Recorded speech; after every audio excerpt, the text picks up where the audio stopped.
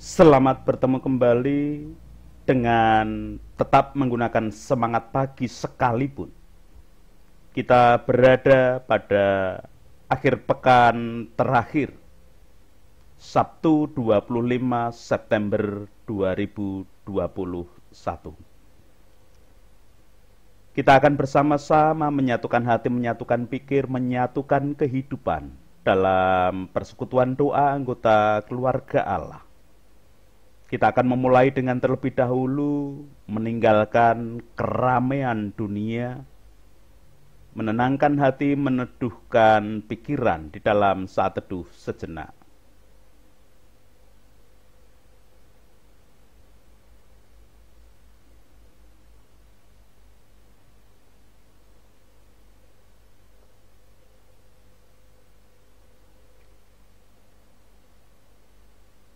Pertolongan kita hanya berasal dari Allah yang telah menciptakan langit bumi beserta segala isinya.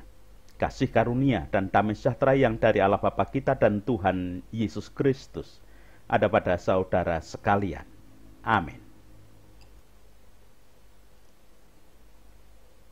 Anggota keluarga Allah, terlebih dahulu kita akan memperhatikan leksionari bacaan Injil hari ini menjadi dasar kita merenungkan sabda. Bersama-sama menerima Injil Yesus Kristus menurut Matius dalam pasal kelima ayat 13 sampai 20 yang demikian kesaksiannya.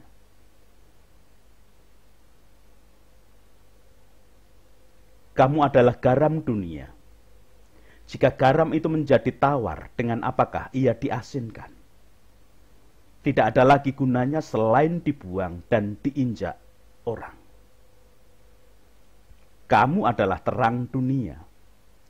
Kota yang terletak di atas gunung tidak mungkin tersembunyi. Lagi pula, orang tidak menyalakan pelita lalu meletakkannya di bawah gantang, melainkan di atas kaki dian, sehingga menerangi semua orang di dalam rumah itu. Demikianlah hendaknya terangmu bercahaya di depan orang, supaya mereka melihat perbuatanmu yang baik dan memuliakan Bapamu yang di surga. Janganlah kamu menyangka bahwa aku datang untuk meniadakan hukum Taurat atau kitab para nabi. Aku datang bukan untuk meniadakannya, melainkan untuk menggenapinya. Karena aku berkata kepadamu, sesungguhnya selama belum lenyap langit dan bumi ini, satu iota atau satu titik pun tidak ada ditiadakan dari hukum Taurat sebelum semuanya terjadi. Karena itu siapa yang meniadakan salah satu perintah hukum Taurat sekalipun yang paling kecil dan mengajarkannya demikian kepada orang lain, ia akan menduduki tempat yang paling rendah dalam kerajaan surga. Tetapi siapa yang melakukan dan mengajarkan segala perintah-perintah hukum Taurat, ia akan menduduki tempat yang tinggi di dalam kerajaan surga. Maka aku berkata kepadamu, jika hidup keagamaanmu tidak lebih benar daripada keagamaan ahli-ahli Taurat dan orang-orang Farisi, sesungguhnya kamu tidak akan masuk ke dalam kerajaan surga. Anggota keluarga Allah, tentu di antara kita sudah tidak asing lagi dengan bacaan Injil hari ini, di mana Tuhan Yesus menyatakan perihal jati diri dari para pengikutnya, jati diri dari orang-orang yang percaya pada karya penyelamatan Allah yang dilakukan di dalam Yesus Kristus. Tentunya itu termasuk kita, anggota keluarga Allah. Apa jati diri yang dinyatakan Yesus bagi pengikutnya, bagi orang percaya termasuk kita anggota keluarga Allah? Yaitu garam dan terang. Tuhan Yesus mengatakan kamu adalah garam dunia. Kamu adalah terang dunia. Dalam hal ini, Yesus tidak mengatakan kamu harus menjadi garam dunia. Kamu harus menjadi terang dunia, tidak. Tetapi kamu adalah garam dunia, kamu adalah terang dunia. Jadi ini bukan suatu panggilan dan tugas pengutusan ataupun penugasan bagi para pengikut Yesus Kristus. Bukan. Melainkan sesuatu yang sudah terjadi pada diri para pengikut Yesus Kristus. Kita adalah garam, kita adalah terang bagi dunia. Tidak bisa tidak. Karena memang jati diri yang dilabelkan Yesus bagi kita, para pengikutnya, adalah garam dan terang.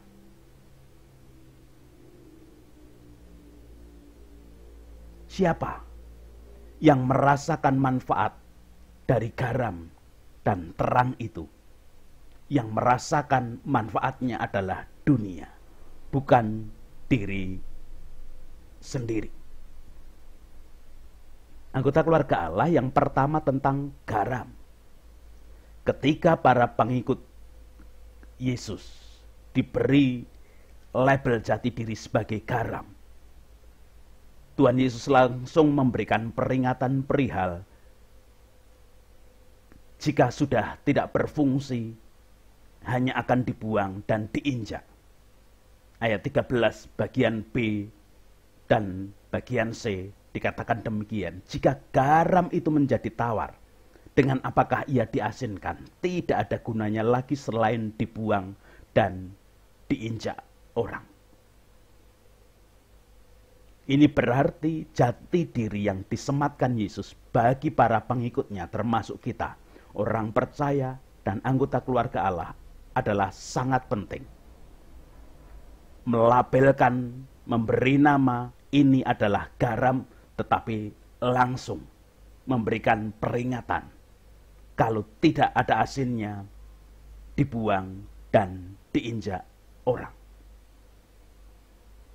Ketika jati diri itu sudah hilang, para pengikut Yesus, anggota keluarga Allah, orang-orang percaya sudah tidak berfungsi lagi. Padahal ketika sudah tidak berfungsi, pasti disia-siakan oleh orang lain. Label jati diri dari para pengikut Kristus adalah garam yang memberi rasa asin. Orang memasak pasti memakai garam, entah sedikit atau banyak, tergantung selera. Bumbu yang lain bisa tidak digunakan, bahkan bisa hanya dipilih, tetapi garam dalam memasak apapun selalu digunakan. Pergumulan kita, tetapi apakah ada garam yang tidak asin lagi? Jawabnya ada. Anggota keluarga Allah, dulu tetangga sebelah rumah ibu saya maksudnya, itu memproduksi kerupuk usel yang biasanya dikenal di daerah kami adalah kerupuk diesel, wedine do nyesel. Pasirnya berada pada rongga-rongga kerupuk karena digoreng pakai pasir atau digoreng pakai wedi. Tetangga sebelah rumah dari ibu menggorengnya tidak pakai pasir, tidak pakai wedi, tetapi pakai garam, pakai uyah. Maka namanya menjadi kerupuk usel, uyahe do nyesel. Garamnya berada pada rongga kerupuk karena digoreng pakai garam. Tidak jarang orang mengira ketika garam dipanasi pasti meleleh. Padahal sama sekali tidak. Ketika hanya garam saja dipanasi, dia tidak akan meleleh. Garam hanya akan larut ketika terkena air, entah itu dipanasi ataupun tidak dipanasi. Bukan meleleh tetapi larut. Larut ini terkait dengan cara kerja garam. Jadi garam akan memberi rasa jika ia larut ke dalam masakan yang dilarutinya. Saat larut, garam tidak lagi kelihatan, tetapi memberi rasa dengan kuat. Demikian juga fungsi para pengikut Yesus, anggota keluarga Allah dan orang percaya ketika diberi label jati diri sebagai garam di tengah dunia. Kamu adalah garam dunia. Dia tidak lagi kelihatan, tetapi memberi rasa yang kuat bagi kehidupan dunia. Tentu rasa yang baik, rasa yang menjadi berkat bagi kehidupan dunia. Kembali pada kerupuk usel. Ternyata ketika garam yang dipakai untuk menggoreng kerupuk tadi sudah 4, 5, sampai 6 kali masih berbentuk garam, kelihatannya masih garam, tetapi rasa asinnya sudah hilang. Ketika rasa asinnya sudah hilang, kemudian hanya akan dibuang. Pada saat saya mencoba memperhatikan garam-garam yang dibuang, ditaruh di salah satu pojokan tanah rumah tetangga ibu itu berada. Ternyata sama sekali sudah tidak dapat difungsikan.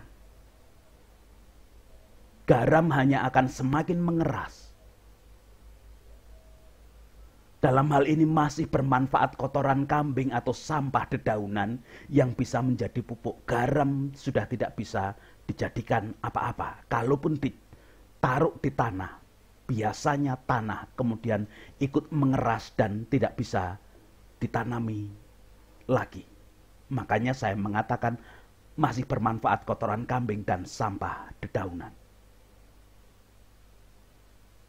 Sebagai pengikut Yesus Kristus, anggota keluarga Allah dan orang percaya yang dilabeli jati diri sebagai garam, jangan pernah kehilangan rasa asin. Yang kedua, anggota keluarga Allah, terang, atau yang juga dikatakan dengan lampu. Kamu adalah terang dunia. Terang atau lampu berfungsi untuk menerangi, maka diletakkan di tempat yang tinggi agar tidak tertutup oleh apapun. Apa yang terjadi saat lampu yang sekalipun diletakkan di tempat tinggi namun tidak bisa menerangi, entah karena tertutup oleh dedaunan ataupun karena mati lampunya. Biasanya kalau tidak dirasani dalam bahasa Jawa, digrundeli, kemudian diganti karena dianggap tidak berfungsi. Di depan gereja Mijen itu ada PJU, penerangan jalan umum di jalan raya. Sebelum pandemi dulu sering mati. Masyarakat melaporkan kepada dinas terkait. Setiap ada petugas datang memperbaiki kemudian menyala. Tetapi tidak lama, paling lama hanya 2 hari, hari ketiga sudah mati lagi. Sehingga hampir setiap orang yang lewat, orang yang sering lewat, orang yang setiap hari lewat di situ, kemudian gerundel dan ngerasani. Apa manfaatnya dikasih lampu jika mati terus? Tetapi anehnya selama pandemi ini, petugas hanya memperbaiki sekali dan lampu menjadi menyala terus. Orang yang dahulu tahu bahwa lampu itu sering mati pun kemudian dengan sinis berkata, Lah pada saat pandemi kok jadi nyala terus? Tetap ngerasani, tetap ngerundeli, tetap menunjuk dan menyalahkan pihak-pihak tertentu. Siapa yang dirasani, siapa yang digerundeli, siapa yang disalahkan, tidak lain adalah petugas yang berwenang atas PJU.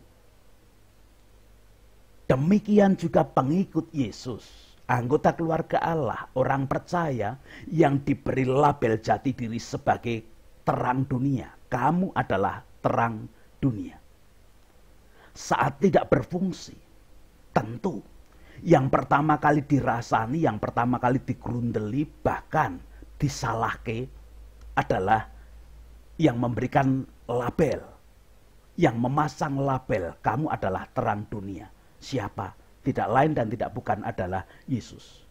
Jarine wong Kristen, katanya orang Kristen, katanya pengikut Yesus, lah kok perilakunya kayak begitu. Itu menjadi gerundelan, rasanan, bahkan wujud menyalahkan kepada Yesus.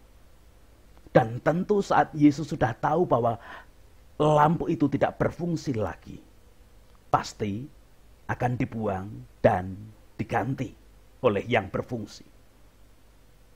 Maka hati-hati menjadi pengikut Yesus yang telah diberi label jati diri sebagai terang dunia. Karena ketika tidak berfungsi akan disebratke dalam bahasa Jawa. Anggota keluarga Allah. Kalau begitu bagaimana cara pengikut Yesus, orang percaya anggota keluarga Allah tetap berfungsi di dalam jati dirinya sebagai garam dan terang dunia? Jangan pernah sekali-kali mengubah Taurat Tuhan dan sabda Tuhan. Yesus menyatakan lewat dirinya sendiri juga bahwa satu iota, satu huruf kecil dalam huruf Ibrani, bahkan mengubah satu tanda baca saja, titik seumpamanya, jangan pernah. Semua harus digenapi, semua harus dilakukan. Artinya, pengikut Yesus harus selalu melakukan dengan benar kehendak dan sabda Allah. Tidak boleh sedikit pun diubah melalui pemikirannya sendiri, diubah melalui pengalamannya sendiri. Bahkan lebih dari itu, di dalam ayat 20 dikatakan, maka aku berkata kepadamu, jika hidup keagamaanmu tidak lebih benar daripada hidup keagamaan ahli-ahli Taurat dan orang-orang Farisi, sesungguhnya kamu tidak akan masuk ke dalam kerajaan surga. Anggota keluarga Allah, ahli Taurat dan orang Farisi adalah orang-orang yang pandai perihal kitab Taurat dan kitab suci. Mereka pandai betul dalam memahamkan kitab suci kepada jemaat, kepada orang lain, kepada sesama mereka. Mungkin di antara kita ada yang bergumam dalam hati, terus kalau begitu bagaimana mungkin aku bisa lebih benar dari mereka yang orang-orang pandai perihal kitab suci, bahkan pandai memahamkan kepadaku juga. Jangan berkecil hati. Kita bisa lebih benar dari mereka. Caranya yaitu dengan melakukan sabda Tuhan dengan tulus dan kesungguhan hati. Caranya hanya tulus bersungguh hati melakukan sabda dan kehendak Tuhan. Jadi kebutuhan utamanya adalah hidup sesuai dengan kehendak, sabda, firman, dan Taurat Tuhan. Tentu, semua hanya bisa dilakukan atas kuasa dan bimbingan Roh Kudus. Jadi saat kita mengakui ada kuasa Roh Kudus, mengikuti arahan dan bimbingannya, pasti diberi kemampuan untuk benar-benar mewujudkan sabda dan kehendak Tuhan. Dengan demikian, ketika kita dilabeli dengan jati diri, garam dunia, terang dunia, kita tetap berfungsi, tidak kehilangan asin, dan kita tidak akan pernah kehilangan atau pudar cahaya kita di tengah dunia. Tuhan memberkati bagi setiap anggota keluarga Allah. Amin.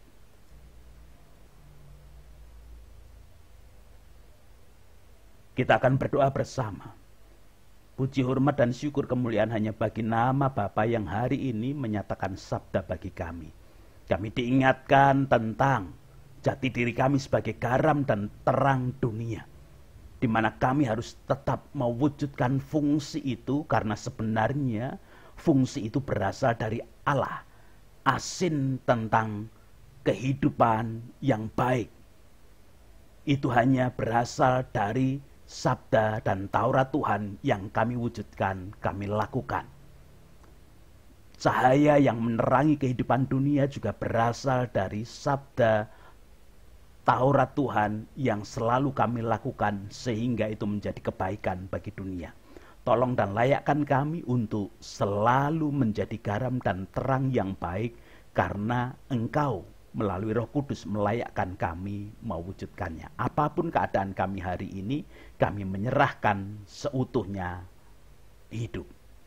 Bahkan tatkala di antara kami ada yang mengalami kelemahan ragawi pun, Engkau tetap berkuasa. Anak-anak kami yang belajar di masa pandemi tetap dalam genggaman tangan kasih kuasa Tuhan. Sekarang kita berdoa bagi para pemimpin, wakil rakyat, tokoh masyarakat, tokoh agama, dan semua komponen bangsa negara ini.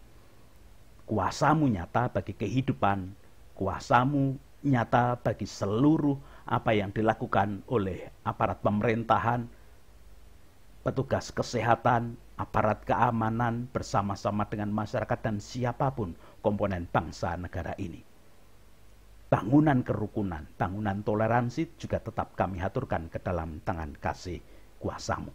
Itu doa kami hari ini. Ampuni dosa dan kesalahan kami. Ampuni dosa kesalahan para pemimpin, wakil rakyat, tokoh masyarakat, tokoh agama, dan semua komponen bangsa negara ini. Dalam Kristus kami berdoa. Amin. Bersama menerima berkat Tuhan, kasih karunia dan damai sejahtera yang dari Allah Bapa kita dan Tuhan Yesus Kristus, di dalam persekutuan dengan Roh-Nya yang kudus, tercurah, melingkupi, menguasai, melayakkan setiap anggota keluarga Allah mewujudkan sabda hari ini. Amin.